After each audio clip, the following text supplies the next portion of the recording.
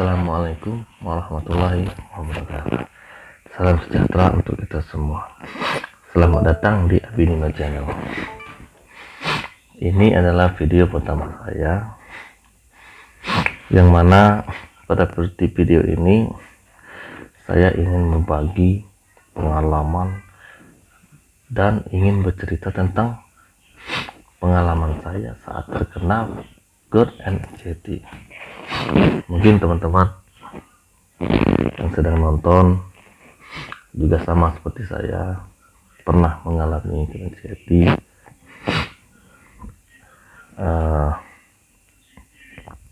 dan tahu bagaimana rasanya terkena penyakit tersebut. Baik, bermula di tahun 2009. Waktu itu entah kenapa tenggorokan saya terasa kering, dada terasa panas, dan lambung terasa kering juga. Dan pada saat itu saya tidak tahu saya sedang terkena apa. Tahunya saya itu sakitnya mah. Dan karena ketidaktahuan saya, saya tetap makan seperti biasa, tetap makan buah durian, tetap minum es, minum kopi, yang seharusnya pada saat itu jangan dilakukan agar gas di lambung itu tidak banyak. Tapi karena ketidaktahuan saya, ya lempeng aja lah misalnya.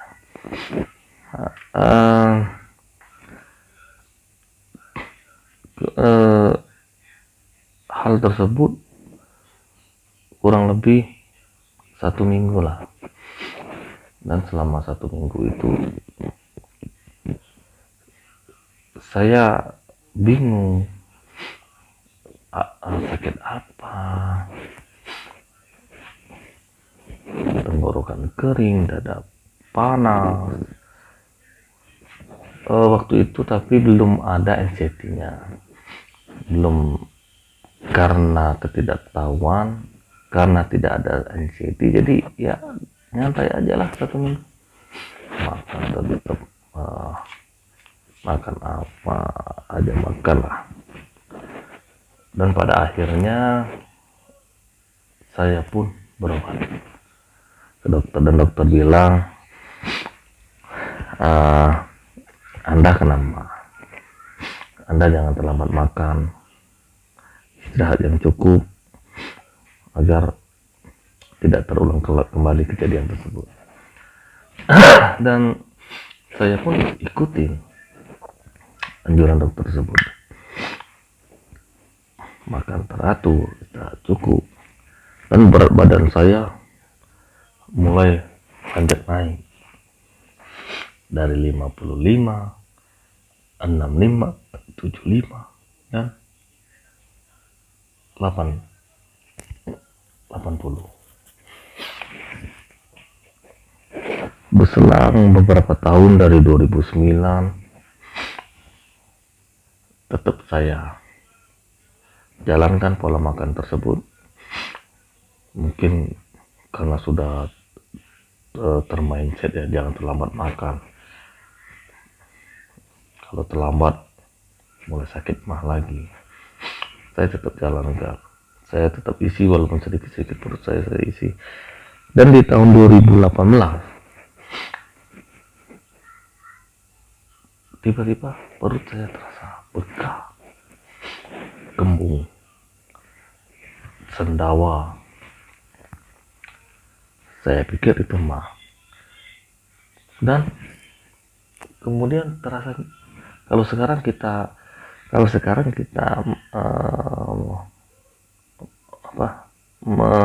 menamakannya nyesek.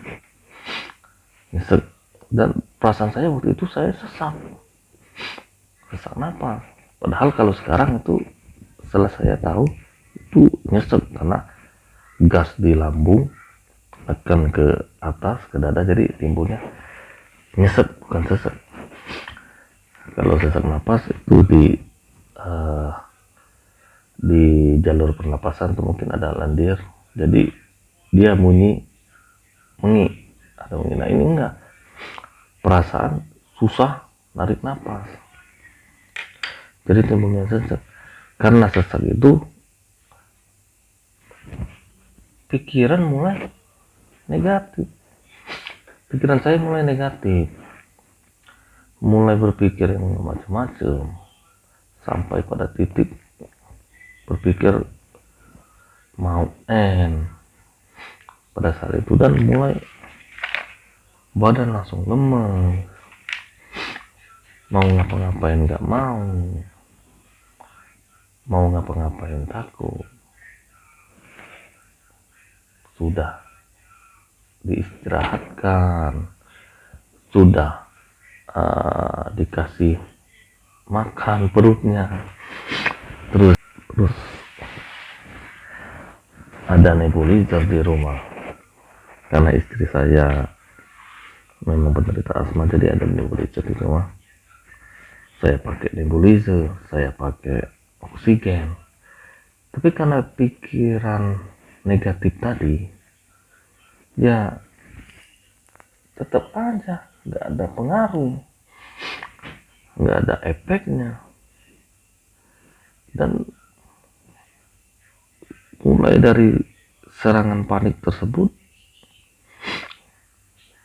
saat sudah jalan 1 bulan, saya itu mungkin udah 3 kali atau 4 kali lebih ke UGD, dan jawaban dokter sama, tidak ada apa-apa, semua normal. Saya sudah dicek jantung, setiap masuk UGD saya jantung dicek, dipasangi alat ke badan, dicek, dan alhamdulillah normal, paru-paru normal. Karena mungkin pola pikir kita tadi dominannya ke negatif, ya tetap aja kita nggak percaya apa yang dihasilkan dari analisa apa dokter tadi. Kita tetap percaya ke pikiran kita yang negatif tadi, dan ternyata itulah yang membuat kita semakin lama terkurung di penyakit GERD anxiety ini. Karena saya masih nggak percaya dengan hasilnya tadi, saya pindah ke rumah sakit lain yang lebih lengkap, mungkin yang lebih besar lah. Dan ternyata hasilnya pun sama. Saya sudah medical check up di sana, saya medical check up seluruh badan, saya check up, dan hasilnya tetap sama, nggak ada apa-apa. Nah, terus saya sakit apa? Saya bingung, saya nggak tahu. Mungkinkah saya penyakit mistis? Saya nggak tahu. Dan sampai pada akhirnya saya ketemu teman yang pernah mengalami seperti saya, dan dia bilang lambung.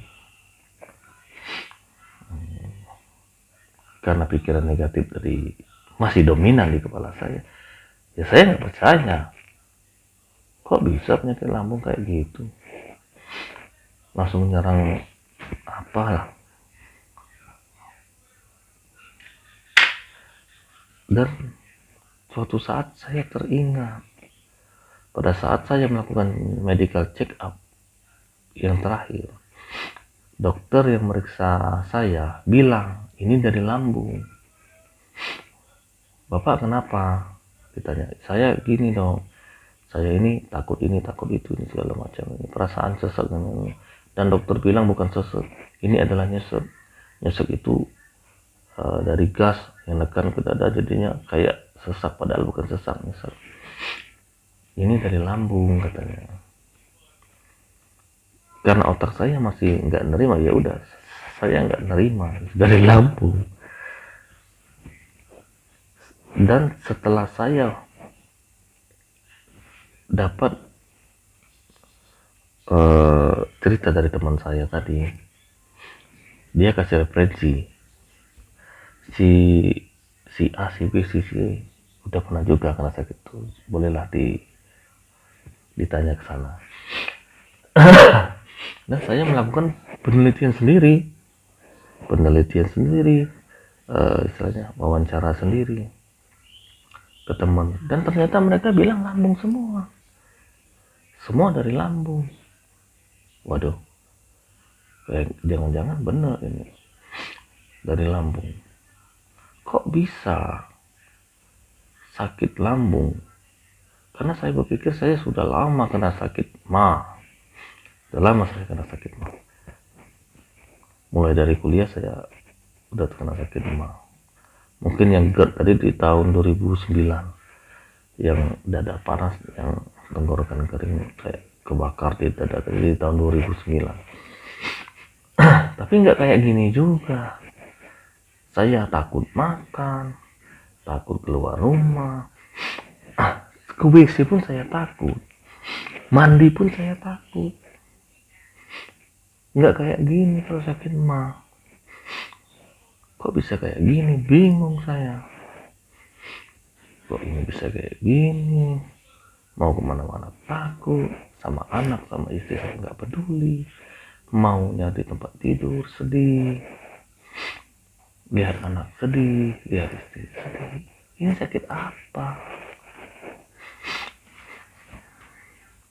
Dan teman-teman yang saya tanya itu bilang lambung, tidak masuk akal. Saya sudah lama penyakit lambung, tapi nggak kayak gini juga.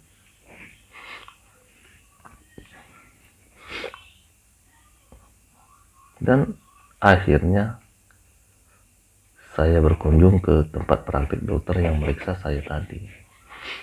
Dan benar jawaban dokter, ini adalah lambung. Kok bisa gitu, dok? Ya, karena lambung merupakan otak kedua kita. Kalau kita stres, lambung ikut stres. Kalau lambung stres, otak ikut stres. Jadi siklusnya kayak gitu. Jadi obatnya gimana dong? Ya obatnya lambungnya diobatin, mindsetnya di otak diobatin, pikirannya diobatin. Waduh, saya gila nih dok. Bapak nggak gila. Psikomatis itu belum tentu gila. Psikosomatis itu bisa dari organ. Jadi timbullah psikosomatis. Jadi gimana dok saya ini dok? Saya dikasih obat sama dokter. Obat seperti obat mah lah, obat mah biasa. Dikasih obat mah, mungkin dikasih vitamin, kasih apa. Berat badan saya dari 85 mungkin langsung drop ke 70 dalam waktu 2 minggu.